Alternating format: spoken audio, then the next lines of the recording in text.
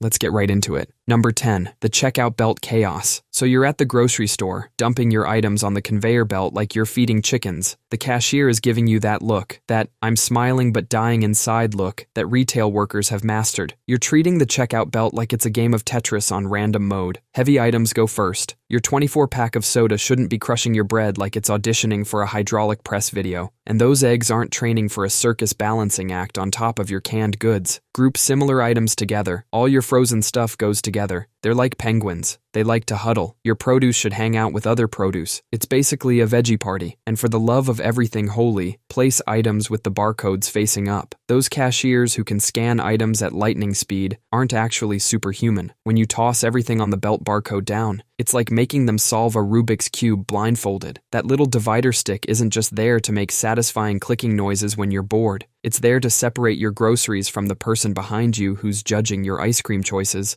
People who put their reusable bags at the very end of their items are the worst. That's like bringing an umbrella to use after you're already soaked. Those bags should be the first thing you hand to the cashier. That way they can start packing while scanning, instead of playing grocery Jenga at the end. People who wait until everything's scanned to start digging for their wallet act like they're surprised they actually have to pay for stuff. The cashiers have seen it all. The person who puts raw chicken next to their fresh produce, the one who stacks glass bottles like they're trying to summon a cleanup on aisle 3, and the person who puts ice cream at the beginning of a massive cartload. By the time they're done scanning, that ice cream has turned into a milkshake. Number 9. Using the wrong knife for the job. Imagine trying to cut a watermelon with a tiny paring knife. You look like a caveman trying to perform surgery, or grabbing the biggest knife you own to slice a single grape. That's like using a chainsaw to trim your nose hair. Using the wrong knife isn't just awkward, it's actually dangerous. When you use a tiny knife on something big, you end up using way more force than you should, and more force means more chances of that knife slipping and ending up somewhere it shouldn't. Like that time you tried to cut a butternut squash with a steak knife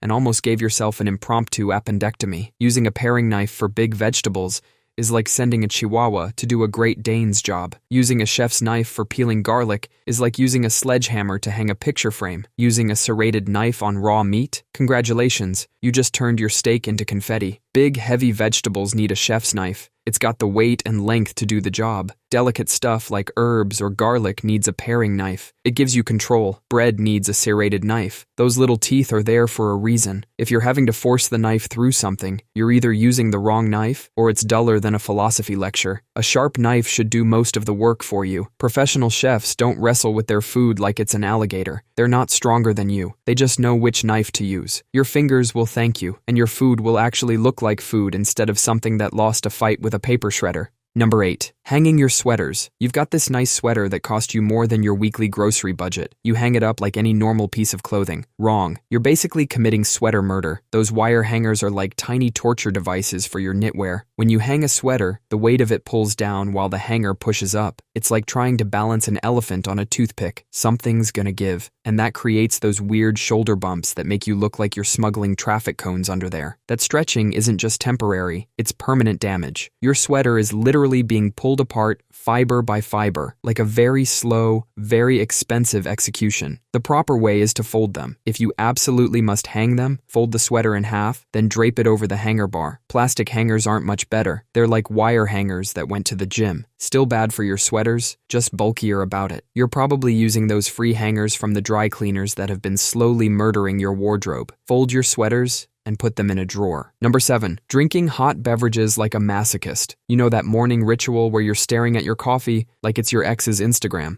You want it so bad, but you know it's gonna hurt you. You blow on it like you're trying to put out a birthday candle. Then you do that timid little sip that makes you look like a scared hamster. And now you've just napalmed your entire mouth. That burning sensation is not just discomfort. You're literally cooking the cells in your mouth. It's like giving your tongue a sunburn, except instead of UV rays, you're using pumpkin spice latte. Scientists say the perfect drinking temperature is around 136 degrees Fahrenheit, but most coffee shops serve their drinks at around 175 degrees.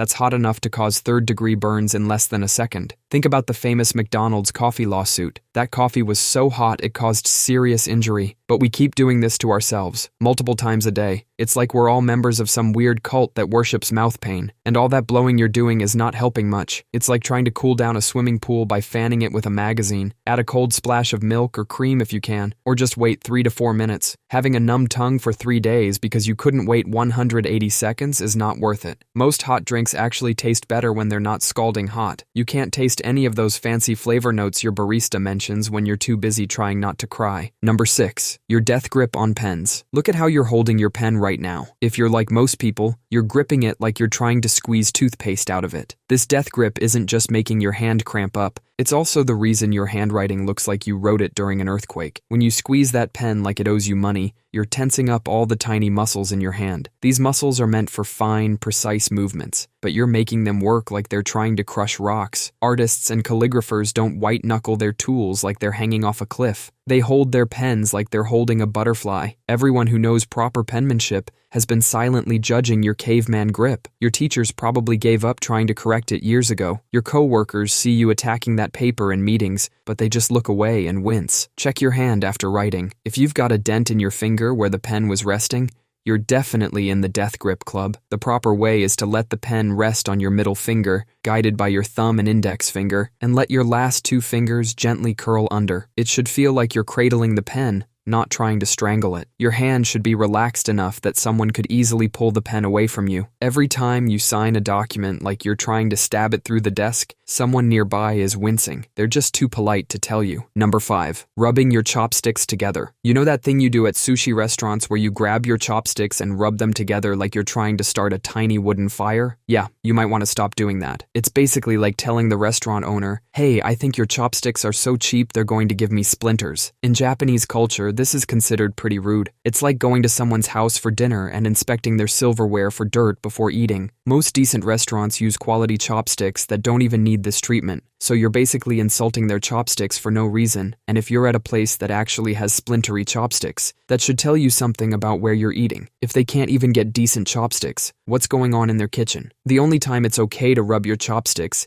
is if you actually see splinters sticking out. But even then, you might want to do it subtly. Or better yet, just ask for a new pair, because right now there's probably a chef watching you through the kitchen window, dying inside as you sand down their perfectly good chopsticks. Number 4. Taking pictures. You know those people who film concerts with their phone held vertically? Yeah, they're the same ones who probably eat pizza crust first. Your TV is horizontal. Your computer screen is horizontal. Even your eyes are arranged horizontally. When you shoot vertically, you're forcing everyone to watch your masterpiece through a mailbox slot. These vertical videos end up on YouTube or Facebook with those ugly black bars on the sides. It's like putting a beautiful painting in a frame made of void. When you're taking group photos, stop putting everyone in a straight line like they're about to face a firing squad. Try arranging people in a slight arc or multiple rows. Everyone's face will be clearly visible, and the photo won't look like a police lineup. Stop using the flash in broad daylight. Your phone's flash has the power of a dying firefly. All it does is make everyone look like they just saw a ghost, washing them out and creating harsh shadows. You're probably holding your phone wrong even when you do turn it sideways. Most people grip their phones with one hand, thumb hovering over the shutter button. This makes your photos shakier than a caffeine addict's morning coffee run. Instead, hold your phone with both hands, elbows tucked into your sides for stability. It's like creating a human tripod. Your photos will come out sharper than your ex's attitude. Number 3. Pronouncing espresso. You confidently walk up and order an espresso at a coffee shop. The barista gives you that look, that split-second wince they quickly hide with a polite smile. There is no X in espresso. The word comes from Italian, where it means pressed out, because hot water is pressed through finely ground coffee beans. You might think, everyone knows what I mean anyway, but it's like saying you drive a Porsche instead of a Porsche. And yeah,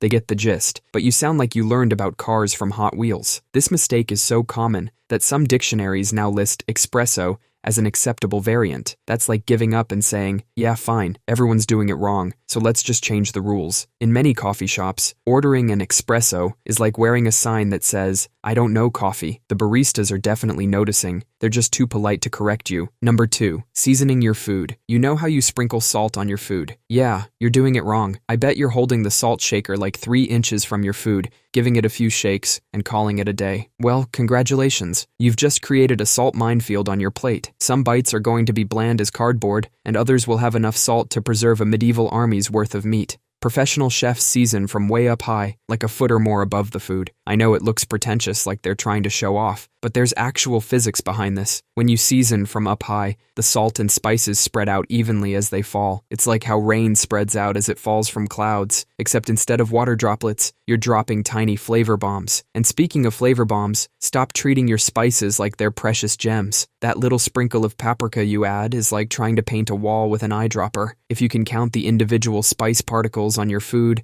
you're doing it wrong. The same goes for black pepper. That pathetic little shake from the pre-ground pepper shaker isn't doing anything except making your food look like it has dandruff. Get yourself a pepper grinder and actually use it. Your food should look like it got caught in a pepper snowstorm. And season as you cook, not just at the end. Adding salt only when you're done cooking is like trying to make friends at a party right as everyone's leaving. Too little, too late, buddy. Number 1, saying I could care less. When you say I could care less, you just told everyone you actually do care. At least that's what you literally said. If you could care less, that means you have some caring left to give. It's like saying, I have half a tank of caring fuel left, and I could definitely go lower. You're implying a non-zero level of caring. The phrase you're actually looking for is, I couldn't care less. That means you've hit rock bottom on your carometer. Your caring tank is completely empty. There is no caring left to give. You'll hear this mistake everywhere, in movies, TV shows, even from people who should know better. It's like watching someone try to dramatically storm off, but they trip on their way out. The whole effect is ruined. And the worst part is, most people won't correct you because they either don't know themselves or they're too polite to sound like a grammar nerd. So they just stand there, quietly questioning every English class you ever took. So next time you want to express your complete and utter lack of interest, remember it's couldn't care less. Because if you could care less, that's just caring with extra steps. That's all for today. I'll be making similar videos in the future. Subscribe to see them.